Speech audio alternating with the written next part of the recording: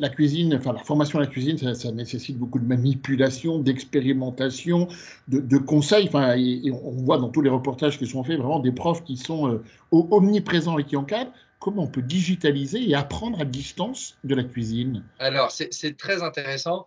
En fait, dans tout apprentissage, il y a une partie théorique et une partie pratique. D'accord? Et donc, nous nous efforçons de former sur la partie théorique et nous nous efforçons d'accompagner sur la partie pratique. Qu'est-ce que ça veut dire? Ça veut dire que globalement, une formation, nous on a tendance à dire que c'est 10, 20, 70. 10% de contenu, ça c'est ce que nous proposons sur notre plateforme qui a été créée par nous, j'allais dire, dans notre coin avec des experts, et c'est la base de tout, hein, c'est pas à vous que je vais apprendre ça. Ensuite, il y a 20%, c'est l'engagement, c'est la communauté, c'est l'accompagnement. Et donc là, bah, c'est le rôle des profs dans une université ou une école de commerce, et c'est également le rôle de nos professeurs et nos coachs qui vont accompagner pendant tout l'apprentissage, proposer des réponses aux questions que se posent les apprenants, et puis également corriger les TP. D'accord? Donc les apprenants vont réellement faire des recettes, prendre des photos de chacune des étapes, de la façon dont ils ont organisé leur plan de travail, de la façon dont ils tiennent leur couteau, de la façon dont ils foncent une pâte, etc. Ils vont nous envoyer toutes ces étapes, et en fonction de toutes les étapes, nous, on pourra dire si la recette a été bien réalisée. La seule chose qu'on ne peut pas jauger, en fait, c'est le sel, le poivre, c'est l'assaisonnement. Mais ça, en général, c'est donné par la recette. Donc, finalement, ce n'est pas une notion technique. Et puis, la dernière chose, c'est 70%, c'est de la pratique. Et en fait, bah, comme quand on sort d'une grande école de commerce, quelle qu'elle soit, on n'est pas capable d'immédiatement être le patron d'un grand groupe parce qu'il faut faire ses classes, et il faut passer par les métiers, il faut avoir de l'expérience. En cuisine, en pâtisserie, en boulangerie ou dans tout autre métier manuel, c'est pareil. C'est-à-dire que nous, on donne la base, ensuite, il faut la pratique.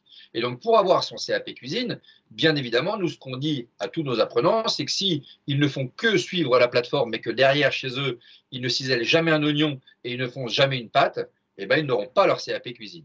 En revanche, nous leur donnons toutes les consignes pour qu'ils puissent travailler chez eux. D'accord, parce que le CAP est un examen national, hein, ce n'est pas votre propre diplôme, ils sont obligés de se conformer au référentiel de compétences enfin, du ministère, je ne sais pas si c'est de l'Éducation nationale ou du Travail. Exactement. En fait, donc justement, nous, on développe des formations à deux types de diplômes aujourd'hui essentiellement. Le premier qui est le CAP, donc qui est un diplôme de l'éducation nationale, exactement comme le baccalauréat. Donc c'est à date fixe, encadré par l'éducation nationale. Et puis à côté de ça, il y a des diplômes qu'on appelle des titres professionnels, qui sont en fait des diplômes de branche, qui eux ont à peu près le même référentiel que le CAP, mais ont un peu plus de flexibilité pour ce qui est de passer l'examen, ce qui permet, par exemple, quand vous avez quelqu'un qui est demandeur d'emploi et qui se retrouve sans emploi en janvier, de ne pas attendre 1 an et demi avant de pouvoir passer son examen, mais de pouvoir passer son examen 6 mois plus tard. D'accord. Et dans cet aspect préparation au CAP, pour reprendre des termes très, enfin, dans notre monde, c'est asynchrone ou synchrone. En d'autres termes, c'est chaque étudiant qui le fait à son rythme, où il y a des rendez-vous et des classes, et tout est organisé selon un emploi du temps bien défini. Pour nous, le gros avantage du digital par rapport au présentiel, le présentiel a plein d'autres avantages, hein, mais le gros avantage du digital pour nous, c'est le fait que ce soit asynchrone. Pourquoi? Parce qu'il y a des gens qui sont du matin, des gens qui sont du soir, des gens qui ont encore un emploi et veulent se reconvertir, des gens qui peuvent travailler l'après-midi. Donc, en fait, il faut absolument que ce soit asynchrone.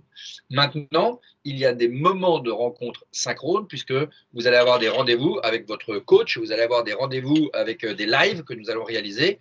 Et là, tout d'un coup, on va vous proposer des moments synchrones que vous pourrez toujours retrouver en replay pour les lives, pas pour les rendez-vous avec vos coachs.